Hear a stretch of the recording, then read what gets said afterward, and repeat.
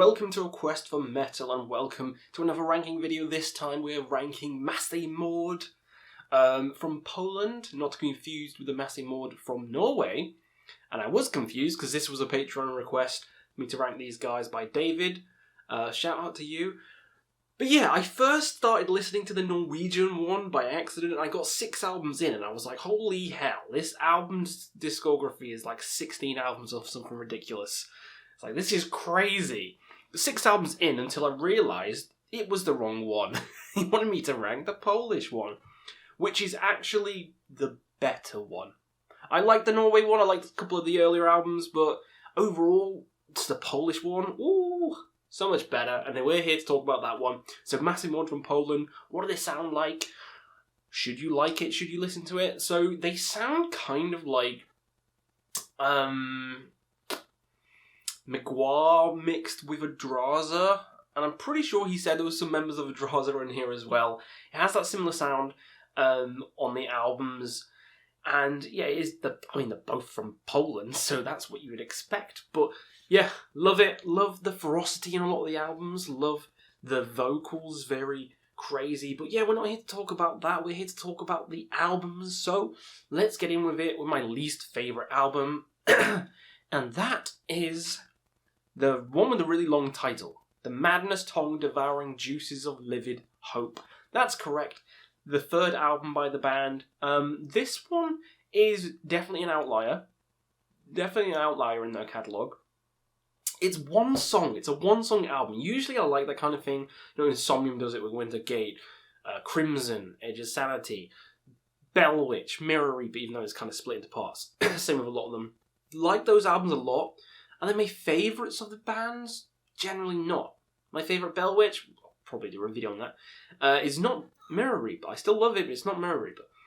My favourite Edge of Sanity, it's not Crimson. Still great, but Purgatory Afterglow is better. I like more individual songs, so that's one detriment to the album. But the sound itself is actually really cool. It's very atmospheric, which is very different to all the other albums, which are more heavy and just intense as all hell. And this comes out very atmospheric and strange. It's the weirdest album by far. It has like very dizzying riffs, and the vocals are kind of in the background, kind of not quite on the atmospheric level of like most atmospheric black metal bands, but it's still not as impactful as the other 3 albums. It's kind of drony, kind of repetitive, kind of in the Burzum-esque nature of the repeating things, but so I do like it. I do like this album quite a bit. Something Has to Come Last. This one just doesn't hold a candle to the other 3 in my opinion. Very different sound. Still a cool album. Still check it out. It's only 35 minutes or something ridiculous like that. Still a great one, but coming last for me. Next up is The Life-Giving Power of Devastation. Now we're back at it with the craziness. This is the latest album, the 4th album by the band, and this returns to the roots, returns to the heaviness, but not quite the same as the first 2. It still has the air of atmosphere about this album, and still is kind of strange. The vocals, especially on here, have like a distortion to them, which makes it creepier. It's a very creepy album, I'll tell you. Yeah, a lot of atmosphere and kind of ethereal feeling to the album. Some cool goddamn riffs on some of the songs on here. Oh my god. We All Shall Die a Miserable Death is such a cool soundscape in that song.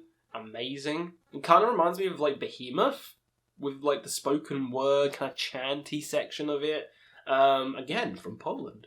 And yeah, great guitar. Eerie guitar at the end. This is an eerie album. It's heavy, chaotic, but still eerie. Dizzying, kind of in the avant-garde scale-ish.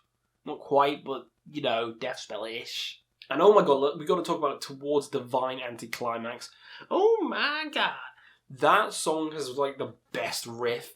If you're not headbanging to the riff and the melody in this song, there's something wrong with you. It may be the best song. Holy shit, this song, it gives you a climax. It says anticlimax, but no, it gives you a climax. Because that melody, that riff is just... You got to headbang. You have to headbang to this song. Go check it out after this video. Banger.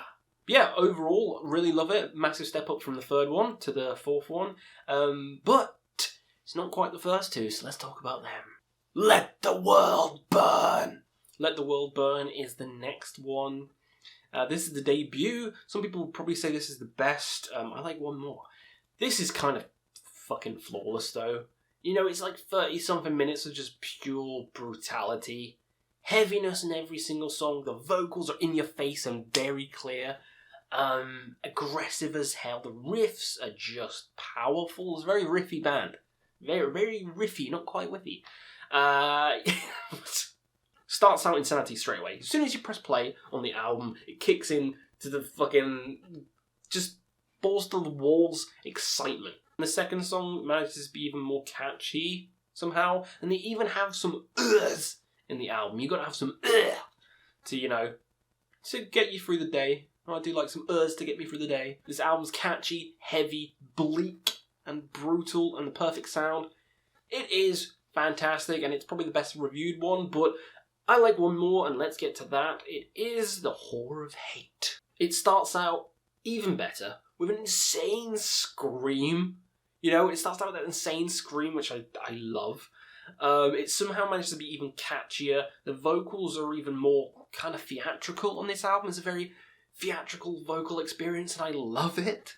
The drumming it's absolutely nuts. The drumming on this album is nuts. It's only 1 year after the other one as well. These two in succession, bangers. It's got such a groove to the melody as well, and the riffs in here, and they managed to stop at just the right kind of places where it'd be like and it's just like, oh my god, those pauses. Sometimes you can be more effective with the silence than you can with the actual riffs or melodies in the songs, and they utilize the silence so well. It just makes them coming back in with a machine gun riff like they have on this album just even better. Riff City, the 7-minute closer, amazing. Each song on this album has personality. That's why I like it. And Overcoming, The Whore of Hate, I do love that they spell it with coming like that. And my guys, that has to be one of my favourite songs. And the kind of Babylon-esque intro, then rampaging into madness throughout.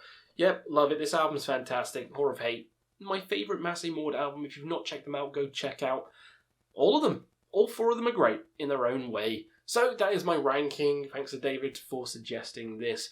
And yeah, hopefully you enjoyed the video. Let me know how you'd rank them down below, and we'll see you again on another quest for metal.